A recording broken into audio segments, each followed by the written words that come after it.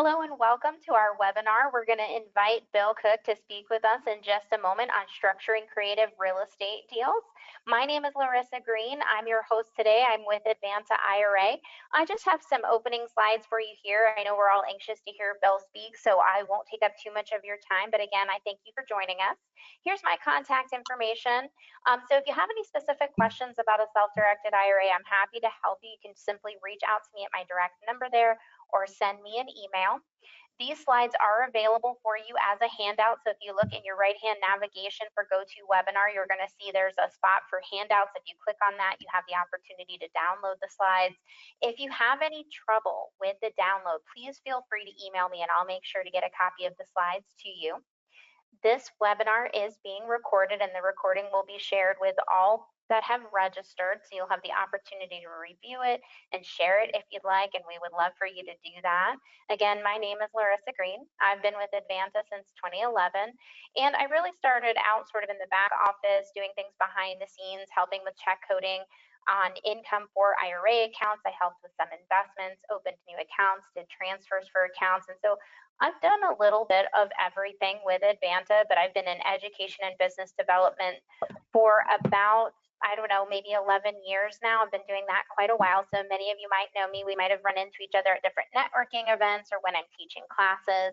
And so me and my partner Alex are out and about for Advanta pretty often.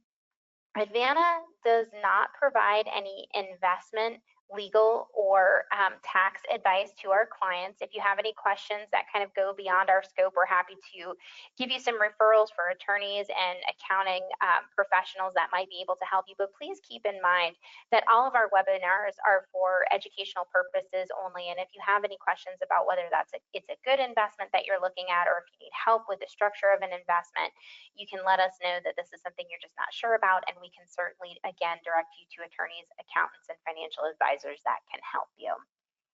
We have been in the business for over 20 years, but we've always been the same people doing the same things. We're a third-party administrator for private investments.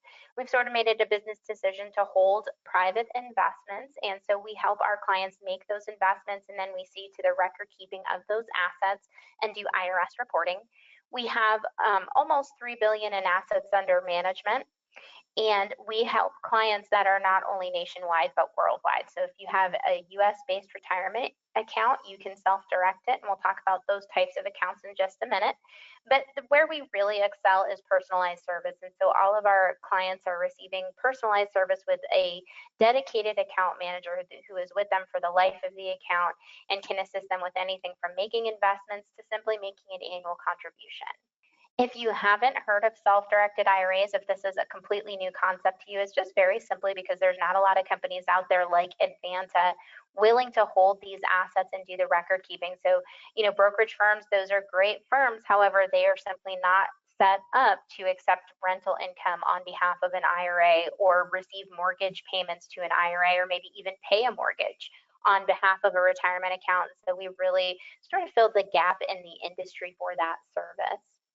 I mentioned that there are many different types of retirement plans that you can use to self-direct. And so before I turn the webinar over to Bill, I just want to mention, because for some reason, a lot of times people will say to me, well, I don't have a Roth IRA, so that means I can't buy real estate or invest in real estate. And that's simply not true.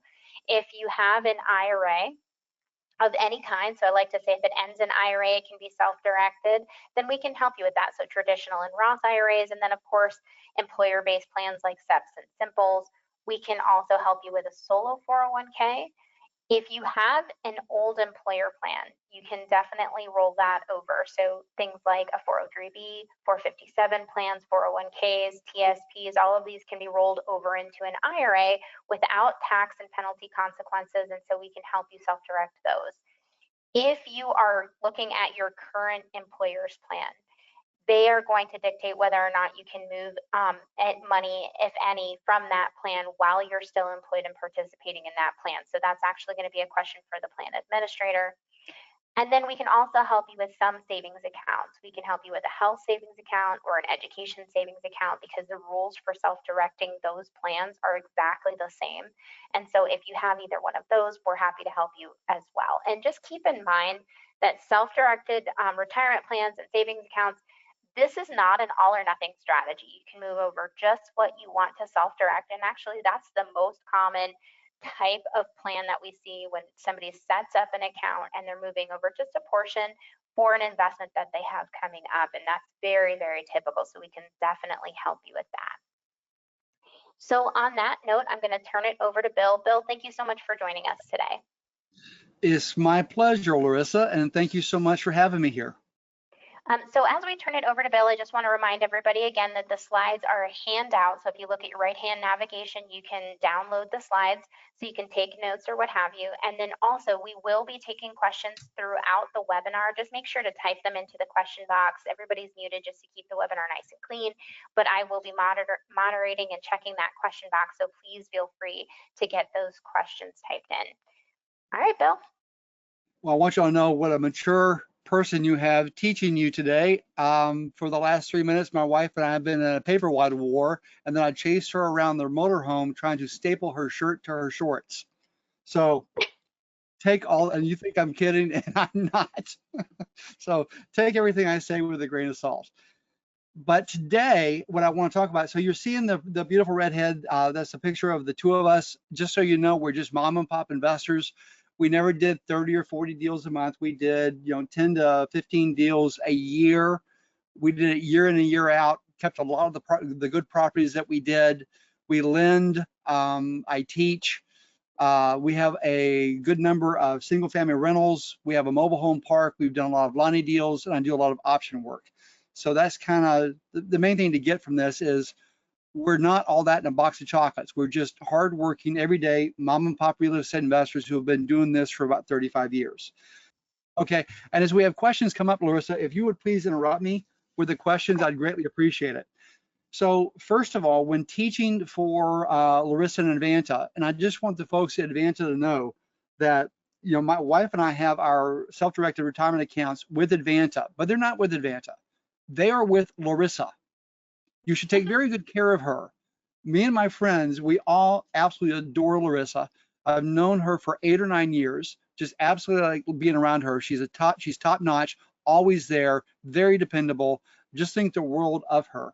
And I just want the people at Advanta to know that. And so they should always be very nice to Larissa. Big bonuses to Larissa. You never want her to leave.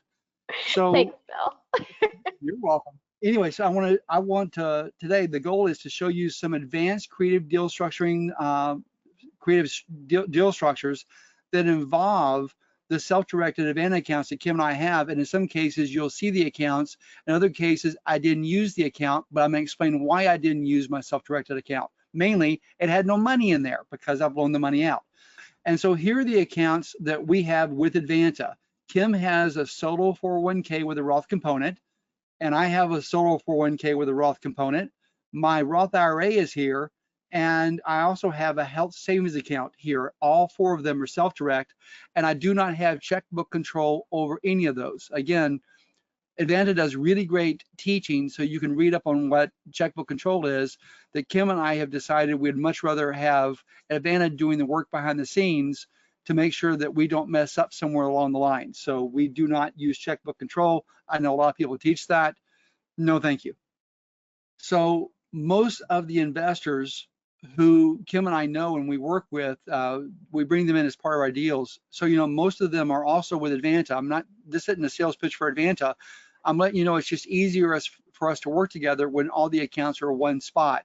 But again, there's some investors I work with, I question their judgment. They're with other companies, but that's their choice. I did pretty good, huh? So where did Kim and I learn creative deal structuring? And I had 3 great teachers in Jack Miller and Pete Fortunato and Dyke Spotiford on the deal structuring side. And so you can go to Cashflow. I put Cashflow REI. It's supposed to be cashflowdepot.com. So I used the wrong thing, but cashflowdepot.com. And that's where all of Jack Materials information is. You also can hear interviews with Pete Fortunato and Dyke Spotiford and John Schaub and David Tilney and lots and lots and lots of other people. Now, to become a hard money lender, the main person I learned from was Dyke Spotiford, and he has a course called his Hard Money Lending course that's detailed. So I'm using a lot of his documents. He's the one that taught me this. And you should know that I've been working with Dyke Spotterford. I think I took my first class in '97 from him, but he and I have been lending together for about 15 years. So he's been a part of a lot of my deals. And you can find his course at assets101.com.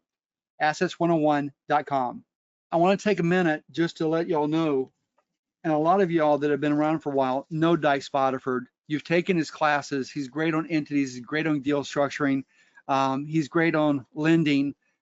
He and Pete and I did Captains of the Deal together for 8 years. We've taught many, many seminars together. We've done lots and lots and lots of deals together. But about 2.5 weeks ago, we lost Dyke Spotterford, and it's a big hole, and it's a hole that nobody else can fill. But what a great man. So just put his family in your prayers. So today, let's look.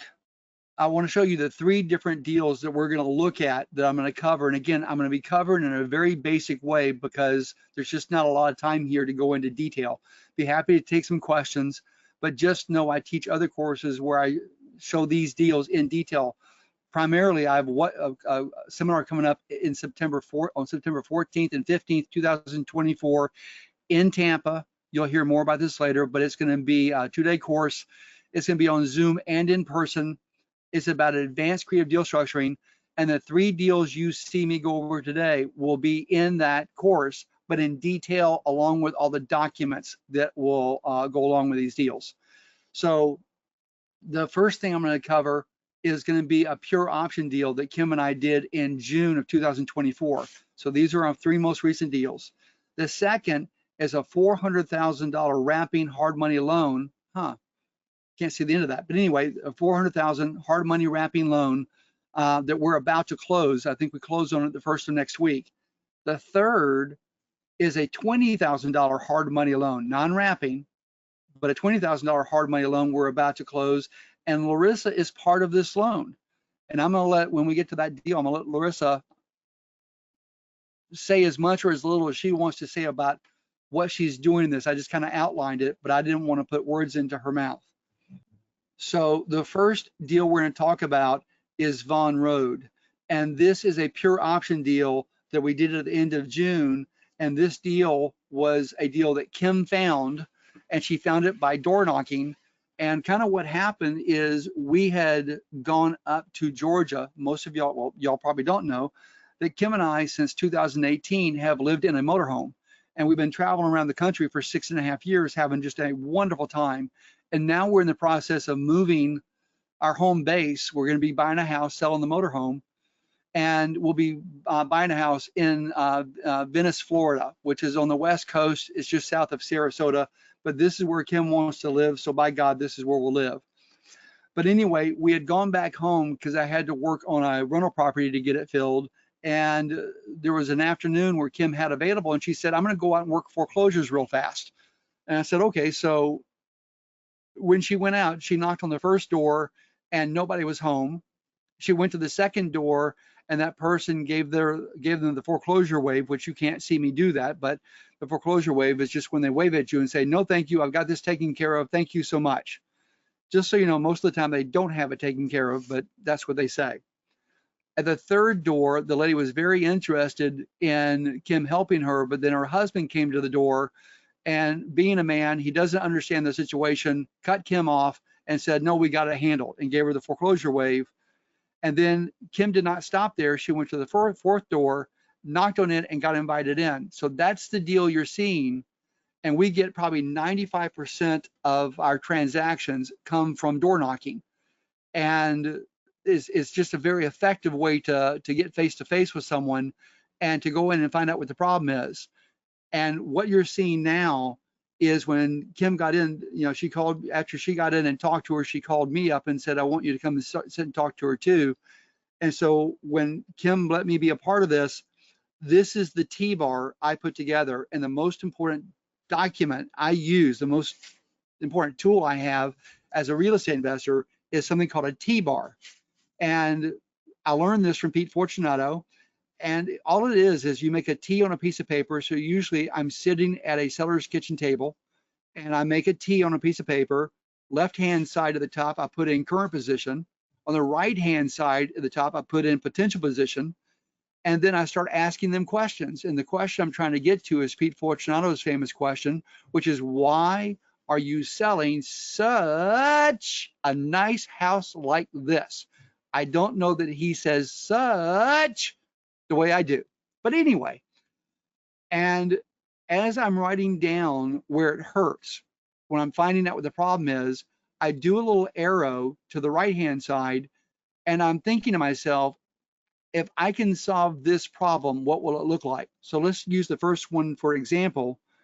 The owner said, and remember, she's not a seller because she didn't want to sell. She was in foreclosure. And you'll find that most people in foreclosure, unless they have a for sale sign in the front yard, feel their house is being stolen from them.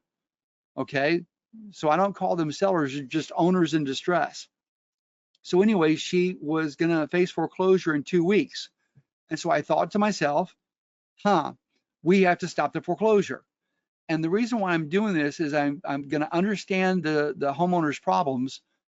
And then if I can come up with a solution to each and every problem, if I can come up with a deal structure that either solves or comes close to solving or helps the owner move into a better position than what they are right now, there's a good chance they're going to take my offer, as you're about to see.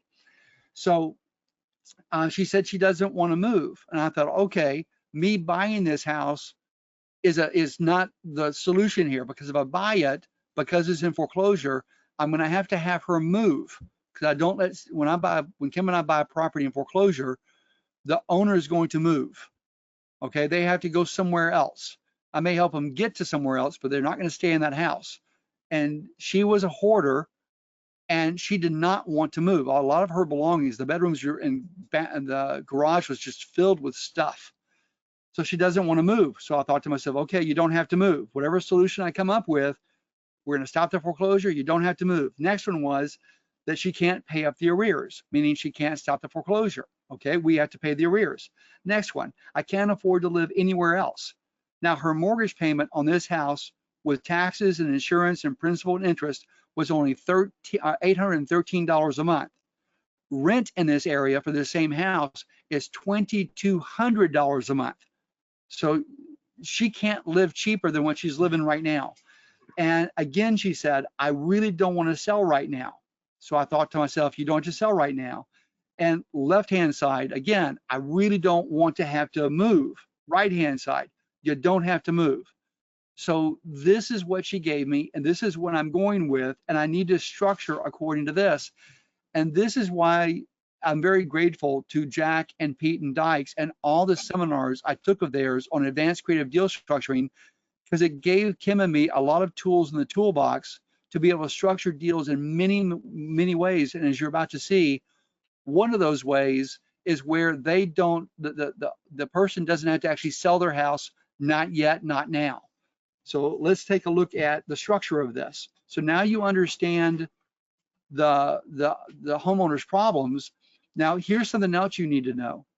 The owner told Kim that she's getting, again, she was in foreclosure, advertised in the paper, everybody knew, she was getting 40 to 60 offers a day. And every offer, I call it the big damn hammer offer. No creativity at all, but about 70 or 65 cents on the dollar, all cash. In other words, the big damn hammer. They're not listening to what she's saying. Nobody did a T-bar. It's just that, hey, we will pay you. In this case, it was $140,000 to $160,000 for your $265,000 house. And every one of the offers required her to move within 30 days. So remember the T-bar. She doesn't want to move. She can't afford to live anywhere else. $813 was incredible. She got behind because of bad choices on her part, and she couldn't catch it up. So 40 to 60 offers a day were coming into her, and she didn't take any of them because all of them said she has to move, and that was the stopping block with her. Okay, so here's our creative structure, the accord. This is what we agreed to. This was my offer. Number one is, and again, I just looked at my T-bar. You don't have to move. This was the biggest relief for her of all. This is what she needed. And I said, and we'll pay up your arrears and we'll stop the foreclosure. Again, she doesn't have to move. Third bullet, in return for letting her have what she wants, which is to stay there and not move, that we get the exclusive right to buy her house anytime in the next 30 years, subject to her mortgage. So this is a subject to deal. But I don't have to exercise the option now. I can exercise it anytime in the next 30 years. So in other words, with an option, what makes it such a great deal structuring tool, it allows someone to stay in a home. It allows you to capture a property's amortization if you structure it that way, or capture a property's appreciation if you structure it that way.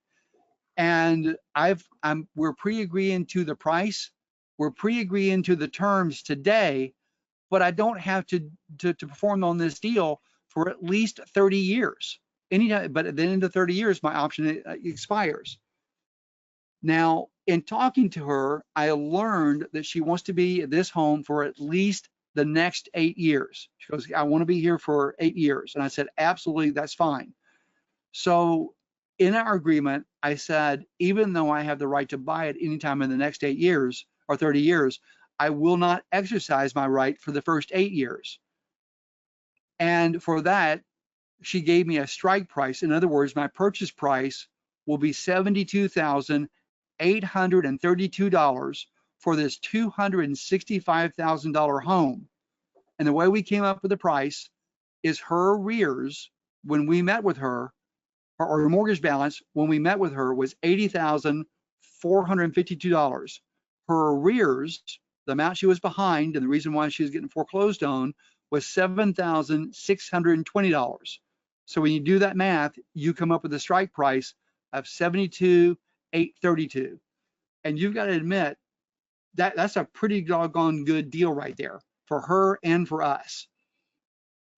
So why did the owner accept our offer instead of one of the hundreds of offers that she was getting in the 140, 160 range?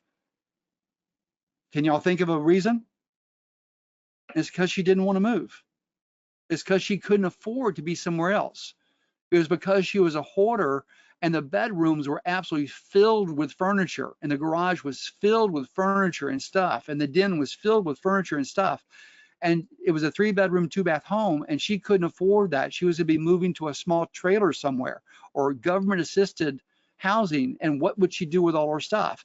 And she could afford $813 a month. She had gotten behind because of bad decisions, but she could afford $813 a month as long as the mortgage was brought current. So she agreed to our deal over all the 40 to 60 other offers she was getting per day, because we were the only ones that took time to knock on her door. We're the only ones that took time to sit down and talk to her. We're the only ones that asked Pete Fortunato's famous questions. You know, tell me what's going on. Why are you having to leave such a nice home like this? That's all that happened here. No magic. And people always ask, how do I know how to creatively structure a deal? And the answer is, the person I'm talking to will tell me how to structure the deal, whether I'm dealing with a seller or a buyer or a lender or a borrower or an optionor or an optionee. They tell me how to structure the deal. It's my job to figure out how to make it work. So remember, and this is a very, very important lesson, sometimes the why is more important than the how much.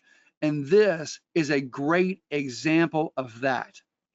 Before you go on, Bill, we did have a few questions pop up. Sure. They're all going to be relatively the same, and I think we're all wondering the same thing. What happens if she falls behind again? Great, great, great question. Again, remember, I'm just skimming the surface on this deal. At Whatbox, which is the 2-day seminar Kim and I will teach in September on the 14th and 15th in Tampa, we're going to go into detail on this deal. You'll see all the paperwork, and I have a video of this lady. And here's something else you should know.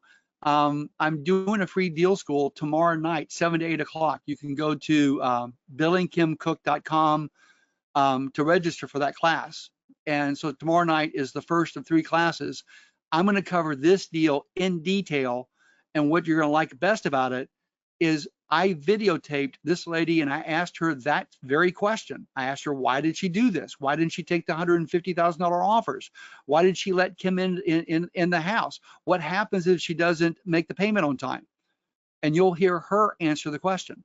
But anyway, to answer the question that you just asked, that I have the right to buy the house in 30 years, anytime in 30 years. I can't exercise it for the first 8 years. However, if she is late for a single mortgage payment, I get to exercise the option immediately.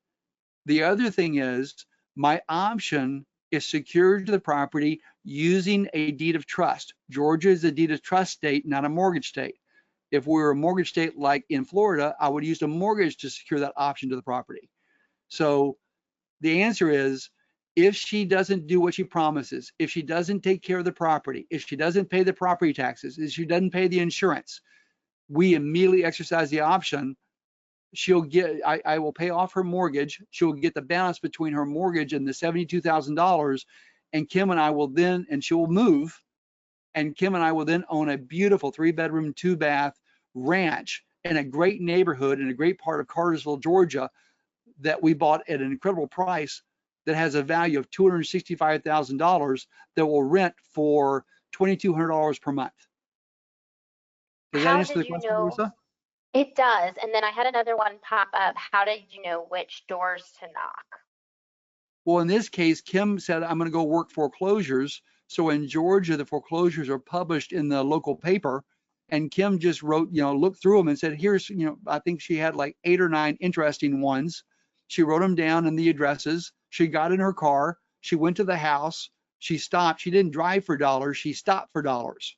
She got out of her car for dollars. She knocked on the door for dollars. She got invited in the house for dollars. And she went sat at the kitchen table and did a T-bar for dollars. So that's how we found it, and that's how we met her. And And like further to that point, Bill, too, didn't you mention that a few of the houses that she knocked on, they weren't interested, so she just kept going? kept going, because you're going to get people that aren't interested. When I'm out knocking on sellers' doors, a seller is someone where I'm talking to the owner of the property. There's a for sale sign in the yard, and the house is not under contract already. Okay, so if I'm talking to the owner, for sale sign in the yard, house is not under contract, and I spent most of my life taking groups of 60 investors at a time out door knocking. Larissa and I have been out door knocking together. And I'll tell you true that, and I'll tell everybody this before we ever head out. If I talk to 10 sellers at the door, 8 will invite me in. Now remember, Kim was working foreclosures, and I said foreclosures are not sellers unless there's a for sale sign in the yard. So my ratio is not 8 out of 10, it's more like 1 out of 10 when I'm working foreclosures. But yeah, we go knock on the doors, and Kim and I, for decades, we don't do that anymore because we're in the motorhome traveling around. But for decades, when the foreclosures came out, the very first day, we spent the next 2 days knocking on each person's door that was in foreclosure. And also, I just want to point out too that Bill is specifically talking about his experience in Georgia, and just know your state laws when it comes to foreclosures, guys, because I know they are different in the state of Florida. So remember, Bill and I aren't giving you legal advice. Make sure that you're checking in and you understand the state laws.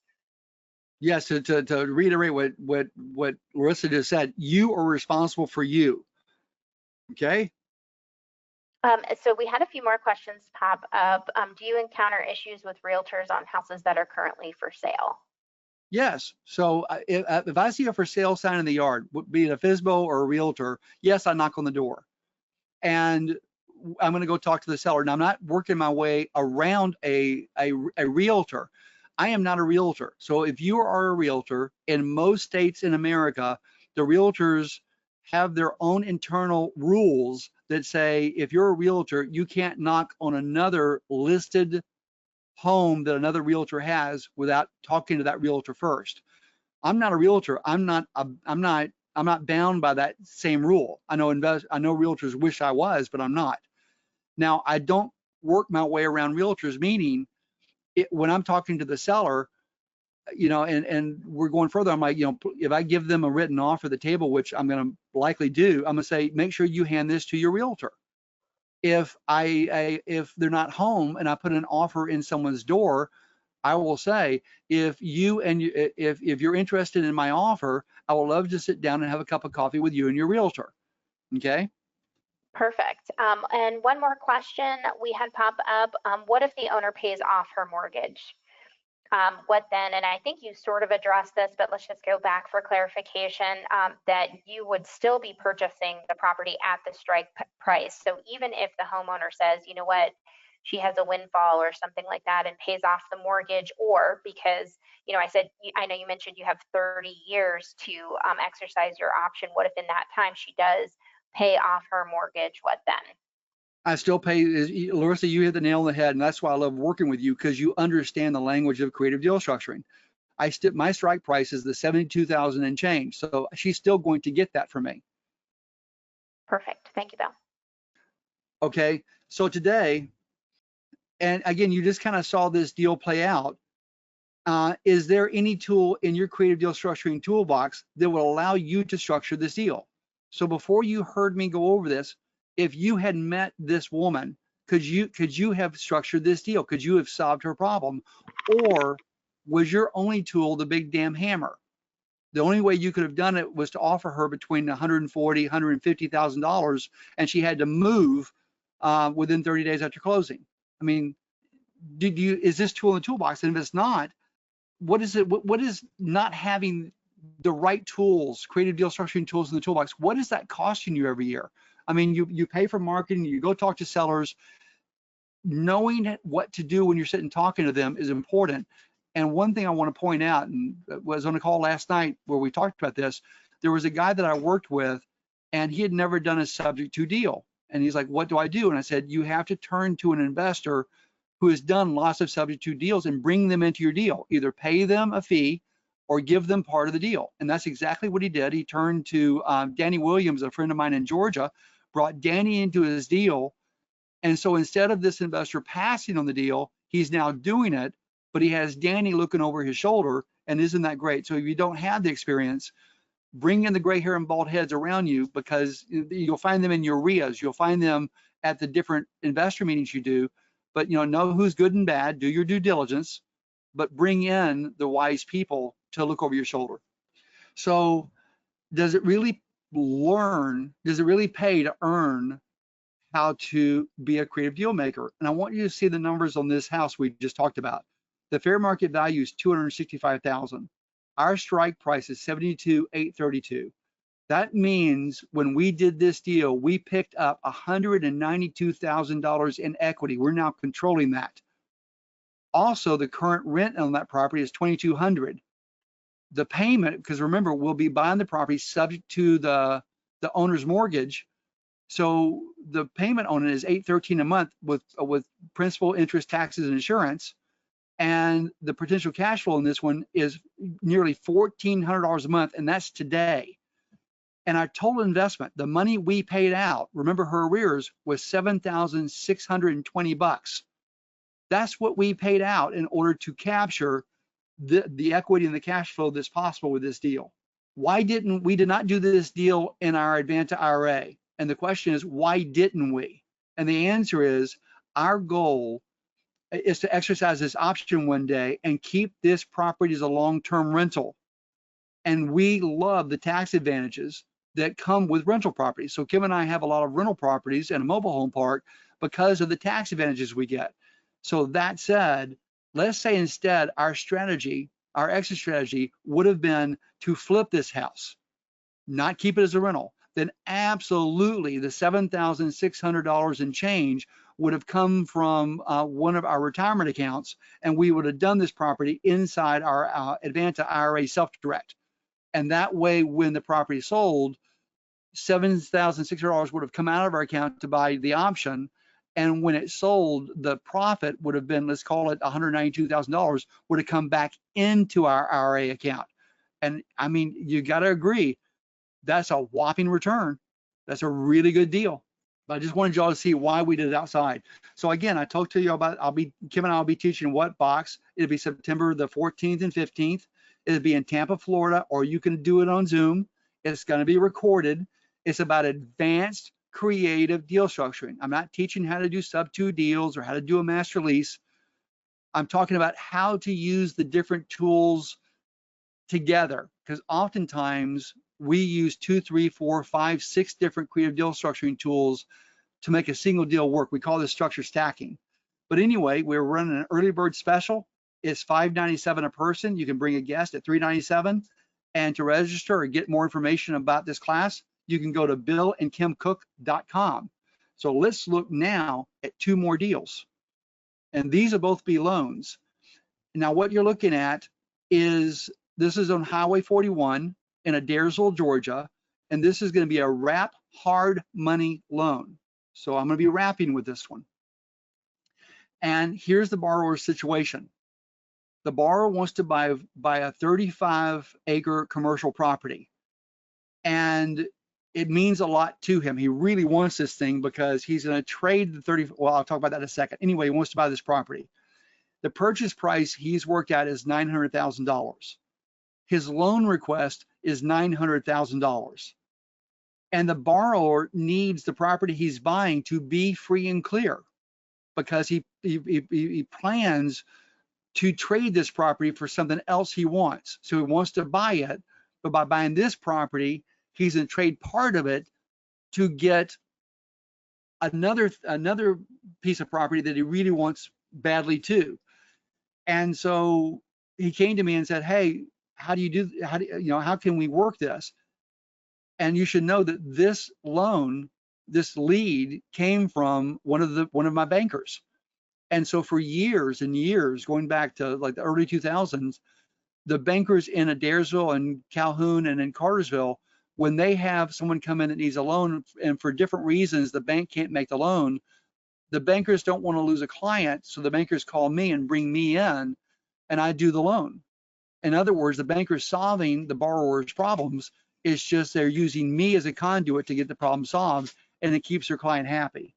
And that's how this lead came to me. This borrower wanted to buy this property, and this was beyond the bank's ability. And the borrower said he's willing to pay 12% and 2 points. And a point is just 1% of the loan. So if you were doing a $100,000 loan, 1 point would be $1,000, 2 points would be $2,000. So a point is just 1%. It's just 1% interest of whatever the loan amount is. And I won't go into why you use points. You can get Dykes-Boddiford's hard money lending class, and they'll explain it. So anyway, he's willing to pay 12% interest and 2 points rolled in, which means the 2 points are not paid at closing. Instead, the amount he owes is added to the debt, to the loan, and so he's paying interest on the interest. And that might be over some people's heads. I'm sorry about that, but it is what it is. So that's the borrower situation. Here's my situation. I love the terms at 12% and 2 points rolled in. I really like the person I was going to make the loan to. I want to do a lot more business with him. I like him. He's a nice young man. I like the collateral. So instead of using the 30 some odd acres as collateral, he's going to use 72 acres valued at $4 million as collateral. Do you think my $900,000 is safe if he's putting up $4 million worth of property? And the answer is absolutely. The best thing that could happen to me is if he didn't fulfill his obligations and I was able to foreclose and take control of the $4 million property. You better believe it. Anyway, so here's something that happened. I told you that Dykes-Boddiford passed about 2.5 weeks ago, and he and I worked together for a very long time. And with his passing, it's taken the wind out of my sails. And I'm going to be a little bit more conservative right now in what I'm doing. And so I told this young borrower who I like so much, I said, listen, this is what just happened. And I'm not comfortable doing the 900,000 because I had a financial friend coming in with part of this. And he said, okay. He said, but would you do the loan if I needed less? And I said, yes. He said, and we agreed 400,000 is what he needed, not 9. He had the $500,000 cash. He just didn't want to use it for this deal. He wanted to use it for some other stuff he was doing. But I agreed to loan him 400,000 because now we have $400,000 being secured by a $4 million property, and it's easier to get $400,000 together than it is to get 900,000. And so the collateral stayed the same. Now here's the problem. I only have $30,000. So if you're out there and you're thinking, I can't do these big loans because I don't have any money, I only have $30,000 to devote to this deal. And he wants $400,000. And I was going to use the same $30,000 if he wanted the $900,000 loan. All I have is $30,000 for this deal. So let's look at and see how we put this together. So I'm bringing in two financial friends, and each one is happy getting 11% and 1.5 points. So remember, my borrower is willing to pay 12 and 2. My financial friends are happy getting 11.5 and 1.5. And so one of my financial friends, her name is Joan, she's going to put up 200,000. And then I have another financial friend named Dorothy, who's going to put up 175,000. So that takes it to the 375. Oh, I did my math wrong. I guess I won't be putting $30,000 in this deal. I'll be putting 125 into this deal. I mean, 25,000 into this deal. Anyway, so both lenders will be in first position. Let me say that again. I'm using two different lenders. Both will be in first position. How on earth can you do that? Think about it for a minute. I promise you, this is a tool you want in your toolbox.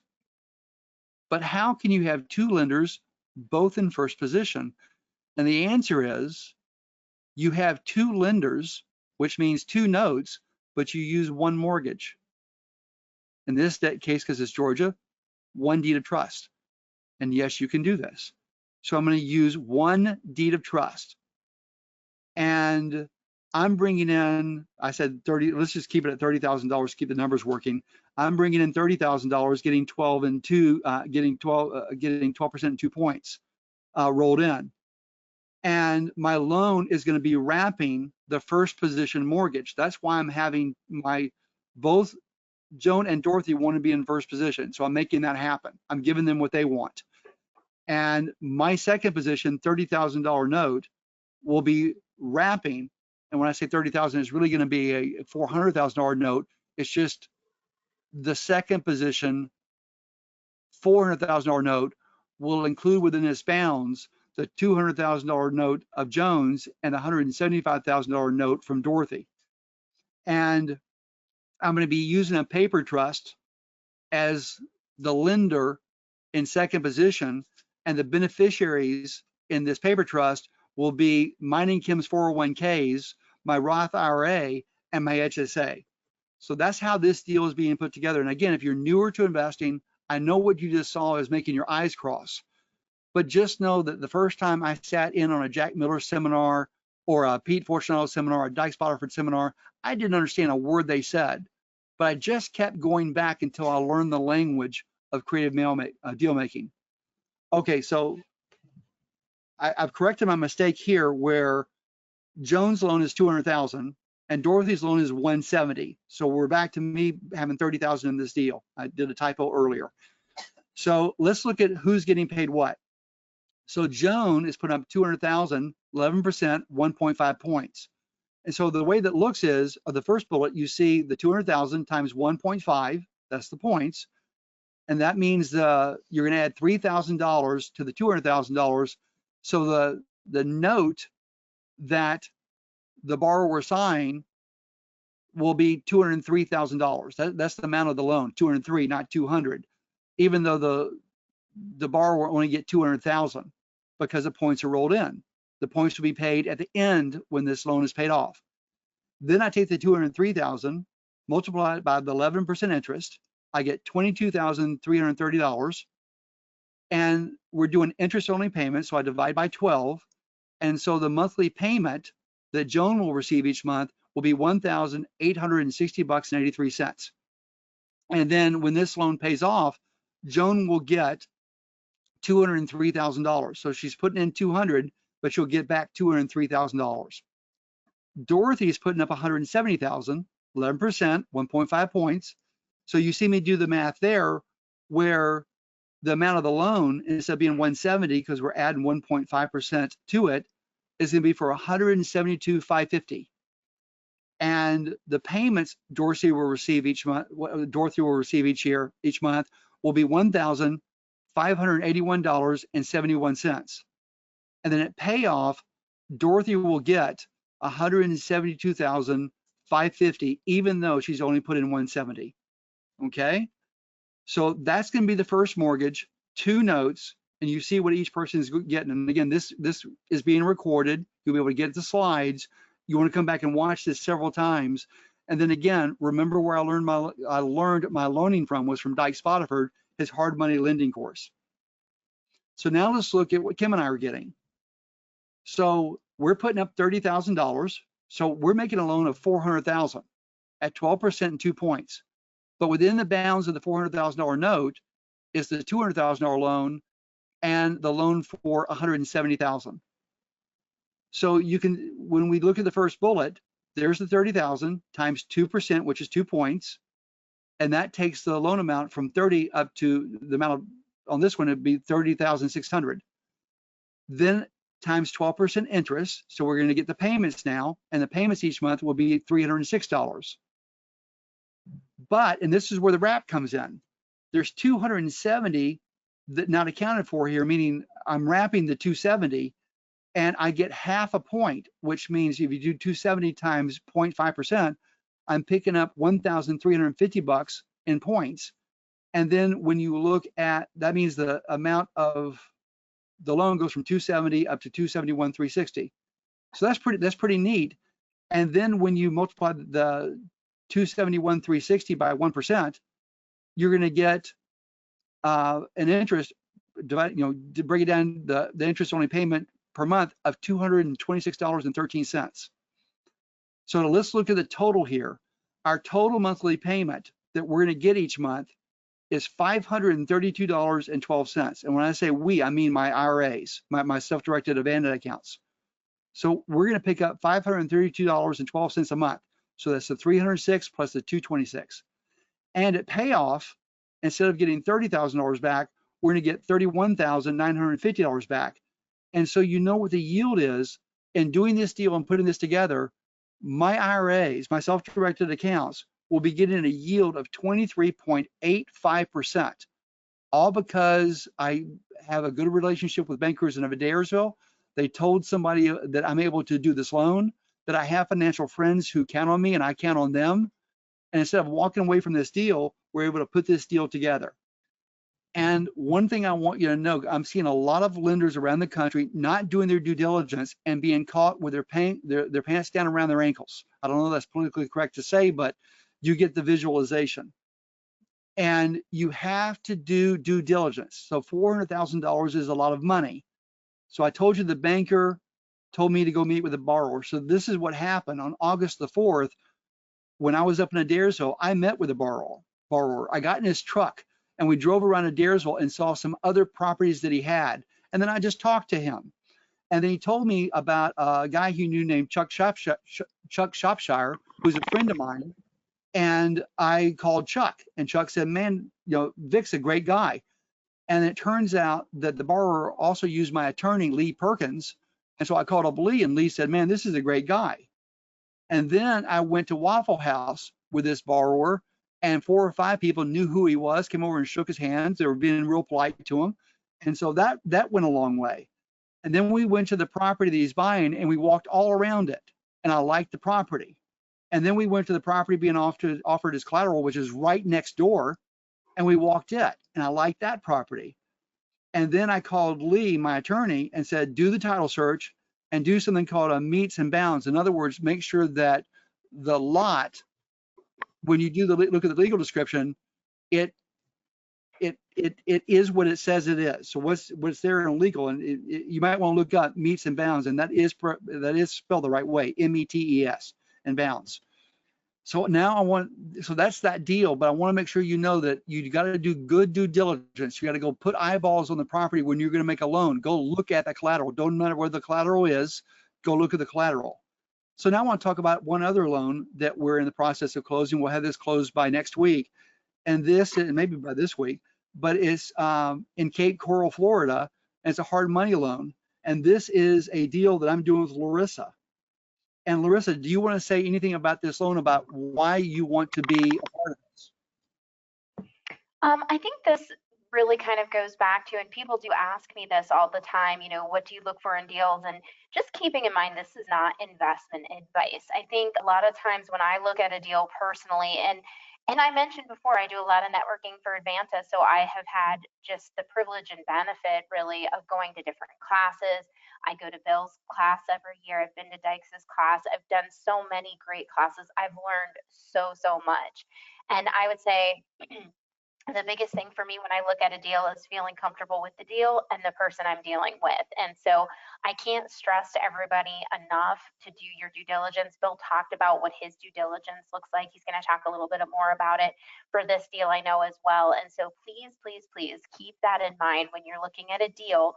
Make sure you feel comfortable with the deal and the person you're dealing with. And, a lot of times when we're doing private money loans, you'll hear people say, if I don't want the property, I don't do the deal. So, a lot of people, including myself, are looking at the property that we're putting a lien on before doing the deal and making sure that, for example, not only are we comfortable with the borrower, but we're comfortable with the collateral and its value.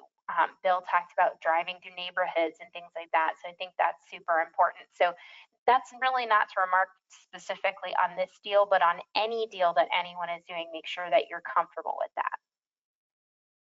And I want to add one more thing with Larissa. I like, not only does she work for Advanta, but she's also an investor. She's out here doing these loans. She's in this with us, and she's speaking the language. And I love that about her. With most custodians, none of them are investors. They're more like bankers.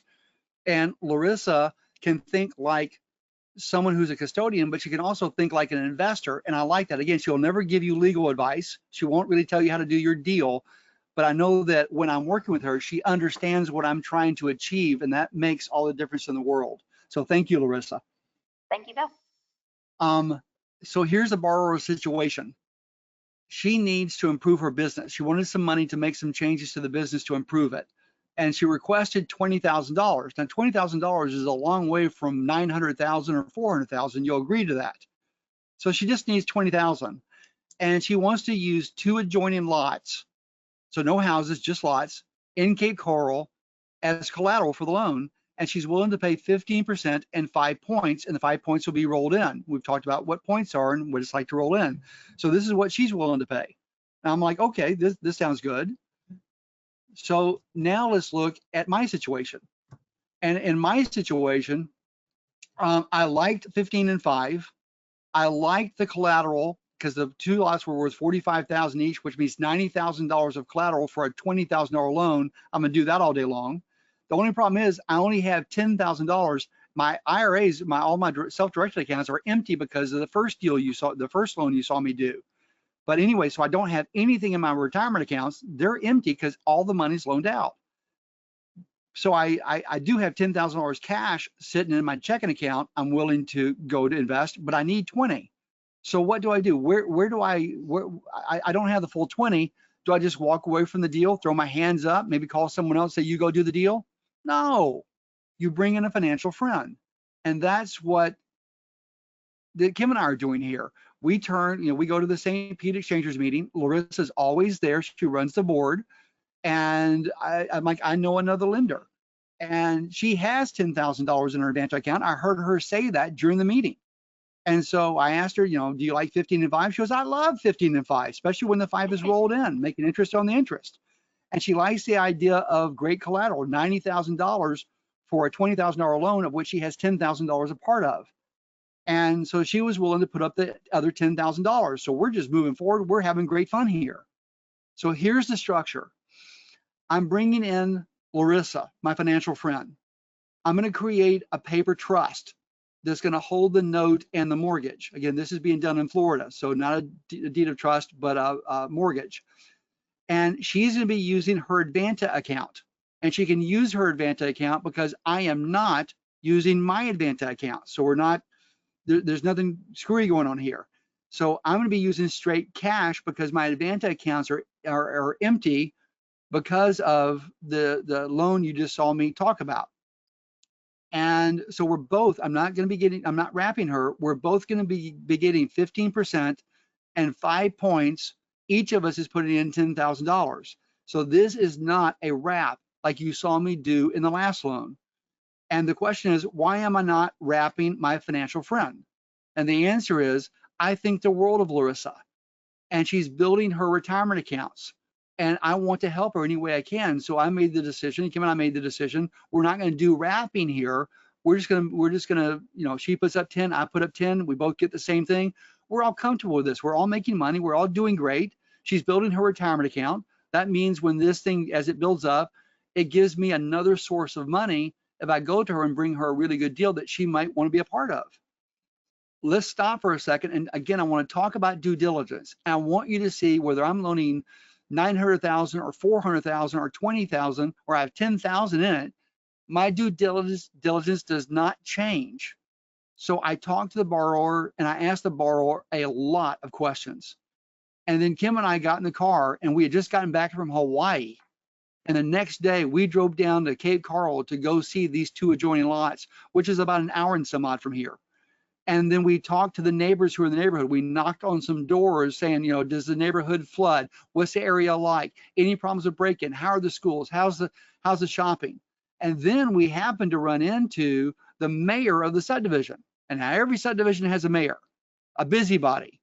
Could be a man or a woman, could be a couple. But they know everything that's happening. They've been in that area forever. And we ran into the mayor of this subdivision. And man, she told us everything. I mean, she told us things we didn't want to know. It was fantastic. So we felt real comfortable with the history of that subdivision, about flooding, about hurricanes, about what could happen, about taxes, who's moving there, future plans. That was great. And then I took a video of the neighborhood and of the lots and of me, talking to different people. And I'm going to forward that to Larissa so she can see it, so she can, without her having to go down there, she could put eyeballs on it. But if she wants to go down there, she should go down there. She has the address. So that's pretty cool. So you always want to do your do proper due diligence. And you heard Larissa say this a little bit earlier. Dyke Spotiford taught us a great lesson. And it was one of the most important lending lessons of all. And that lesson is, I didn't write it down. That lesson is, when I'm lending, I'm not lending. I see myself buying the property for the amount of money and work I'm putting into this deal. So if I'm not willing to own that property on that street, in that neighborhood, in that area of town, in that state, I'm not going to go do the deal. I've got to want to own the property, because that's what happened to a lot of banks and lending institutions back in 8, 9, 10, 11, 12, because the borrowers said, we're just going to give the property back. But the reality is the banks didn't give the borrowers property. They gave borrowers money, and the banks wanted their money back, but instead they got property that was not worth anywhere close to what the amount of the loan was. And that's why so many banks went out of business. Okay, so with Wetbox, again, I just want you to see it's going to be September 14th and 15th, 2024. Going to be in Tampa, Florida. You can do it in Zoom. Tampa's a great place. We're doing an early bird special at $597. Bring a guest at $397. You can go to our website to get full information. And just to touch on some stuff, this is a 2-day in-person seminar. It's going to come complete with a 250-page course manual, along with all the documents that I use, like on the deals you just saw. This will be video recorded, and it comes with an unconditional money back guarantee. So at the end of the class, if you feel it wasn't worth your time or valuable money, tell us so. Keep the manual. You'll get all your money back. No questions asked. And so why should you come to Wetbox? And it's because you're already paying for the course whether you attend or not. Because you think about it, the time and effort, money that you put into marketing, if you better understood advanced creative deal making, would you close more of those leads? And if you close just one more of the leads, if you say, yes, I'll close more leads, then don't you see that Wetbox will pay for itself 100 times over? It just makes sense. So let's make it better. Everybody likes good deals. So we'll lower the price from $597 to $497 a person. Still bring a guest at $397. When you go to our website to sign up, then just put in, I put the promo code there, Bradenton. That should be cake. So just say this to yourself, cake, C-A-K-E, because September the 15th is Kim's birthday. So if you put in the promo code cake, then the attendance fee will drop from $597 to $497 for you. And I hope to see you there. And with Larissa, with that, I'm done. Okay, thanks, Bill. So we had two more questions I just wanted to address really quickly. Someone asked again, what does rolling the points in mean? It basically means, and Bill touched on this, you're not having the borrower bring money to the closing to pay the points. They're basically just adding it to the loan. So if you add the points to the loan, now you're financing in the points. So that's what you're really looking at when Bill says he's having them roll the points in. So basically, they're not bringing that money to the table at the time that the loan is being made. Did you want to add anything, Bill? No, that was the perfect explanation. And then the other question we had pop up was about checkbook control, because Bill mentioned it earlier on, and he mentioned he doesn't have checkbook control of his accounts. Sometimes you'll see that with a trust, a lot more times you'll see it with an LLC. And there's pros and cons to all of these techniques. Of course, if you have an LLC, for example, and you do all your transactions through that LLC or trust, you're going to save on transaction fees in a self-directed retirement account. However, there is a lot less oversight when you have checkbook in hand. So I always like to remind people, what are you comfortable with? Are you familiar with the rules? Do you know what those structures look like? So you have pros and cons with any strategy that you do. And of course, we do have webinars on checkbook control. And so if you're considering this structure, please email me and I will make sure to get you the link to a webinar that we've done where we talk about the rules and the structure for a trust or an LLC for checkbook control, because I think it's important that you feel comfortable with the rules if you're going to look at something like that. Bill mentioned that he doesn't do it that way because he would rather have us help him with the record keeping, and that's really what you're losing. Remember, we are a record keeping administrator, and so if you have checkbook control, you are taking us out of that role and putting yourself in that role, or your trustee, depending on the structure. And so I think that's very important. So I'm happy to answer questions on that. And I also definitely have webinars on checkbook control. So if you email me, I will make sure to get them over to you. I don't see any other questions. So just a quick reminder again, that you can download the slides. If you did not already do so, just send me an email and I will make sure to get the slides to you.